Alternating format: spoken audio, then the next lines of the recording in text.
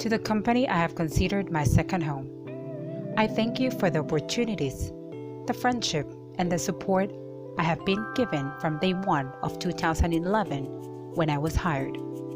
From the smooth transition from agent to AQ and to TL, I have learned a lot from the wonderful managers I was under from DTV to eBay. I also have given birth to my 3 wonderful babies while I was in your employment. Such a great achievement. I have made a lot of friends among agents, TLs, and managers. Well, I am such a friendly person who believes that it's better to be nice and kind and friendly than the opposite. Life is short. People die every day, hospitalized every day, kill themselves every day, or kill other people every day. Being good and happy is better. Being a blessing is even better. I wish that was a correct word.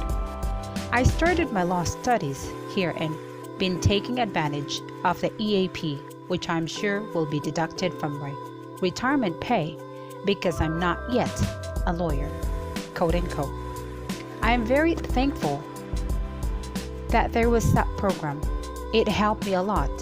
My manager made me realize that this company is no longer for me, that I needed to be somewhere else. I believe that she made her point, and I thank her for that. There is no perfect company, no perfect person, and no perfect system and perfect anything. I believe the word perfect shouldn't have been created in the first place. This company is not perfect. You have a policy that is not realistic or not being implemented. You are good at issuing DAF. For what? You have been doing the same thing over and over and getting the same result. Your good people keep leaving. Your agents are leaving too. You create surveys and do nothing about it.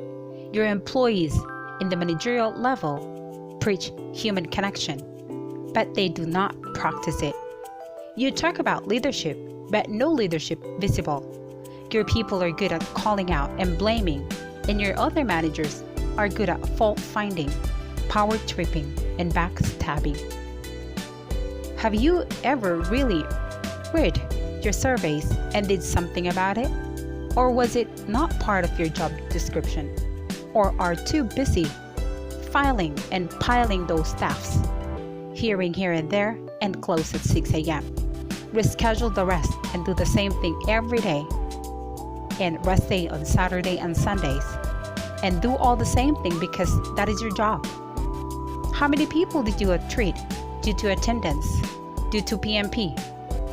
You know there are not many or maybe none. So why so strict when you are not really strict? Because it's the policy? You do not talk to the agents every day. You don't know their problems, what they are going through. Not even managers do. Only supervisors know that because they are the ones in contact with their agents. We let them work on all holidays, but managers and supervisors can choose a holiday and can plan their vacation. We know your managers do not approve their PTO and remove their PTO even if it was already approved. And when they get absent, we issue them DAF. If they went home in the province and was not able to catch a ride back, we considered it an invalid absence and issue them DAF. Do we do that to our managers who are not able to come to work because they missed the bus? No, you don't. Why? Is that a policy too? You call out an agent or a supervisor who went out for lunch and was not able to come back on time, malingering. But have you called out a manager who went out and gone for an entire shift and only come back at the end of her shift? Or went on lunch for more than 3 hours? See, my point is, it's chaotic. It is an unfair environment. What happened to the best place to work? There are so many call centers now, managed and run by good managers who left. So many online jobs. In fact, I cannot get internet connection because all the slots are full. So many people are getting internet to do online jobs. We cannot stop the agents from leaving and looking for a better job without a boss. Sometimes virtual bosses are better than a real person. At least the stress is virtual and the deaths are virtual too. Why don't we try to change the pattern? Refer back to our manual on how to be a leader, or just being simply how to treat our 3 to 5-year-old kid. Believe in a child, tell them you trust them, that they can do their job, and that you're counting on them, and support them, really support them. Celebrate small wins and do not criticize. That child will likely to excel, be independent, trustworthy, and will be a good leader. Try the opposite. Try fault finding, backstabbing, and talking ill to that child. Be scared of what he will become. You know what I mean.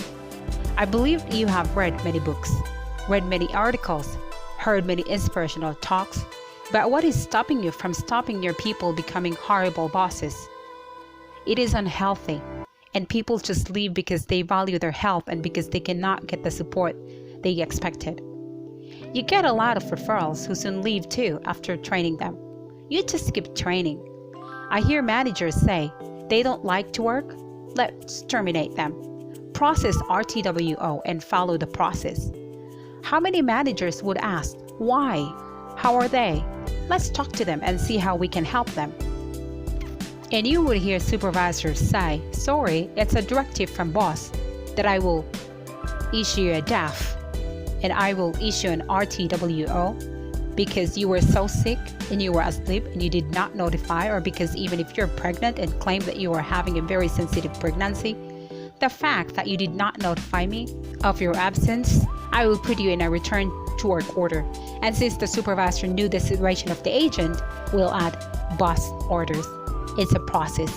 Really, as a supervisor, I would rather not sever my relationship with my agents, losing their friendship and respect, and especially their motivation, knowing that I cannot protect and defend them over a manager who only considers me as another number on her equation. Don't get me wrong, a return to work order is not bad. We are giving them 14 days to report back to work before we terminate them, so we won't be questioned by Dole. I get that. But with the given scenario above, what kind of message are we sending the agents? Where is our care? Where is the human connection there? What will the agent feel? Okay, you say that is why they can report and show their medical certificate and return back to work. I get that too, but do you get it? You don't, because you do not have that connection with the agents supervisors have. I am resigning because I want to stop here, so my dissatisfaction will end here. My demotivation will not affect those people reporting under me, and they might all resign too. And I am sure will reflect my leadership and will ruin my so-called reputation. This is final and secretary. I am sure I'm just one among the many, and you can replace me immediately, because that's what you do. My immediate resignation means no disrespect or ingratitude, rather a courtesy I want to give to show my gratitude.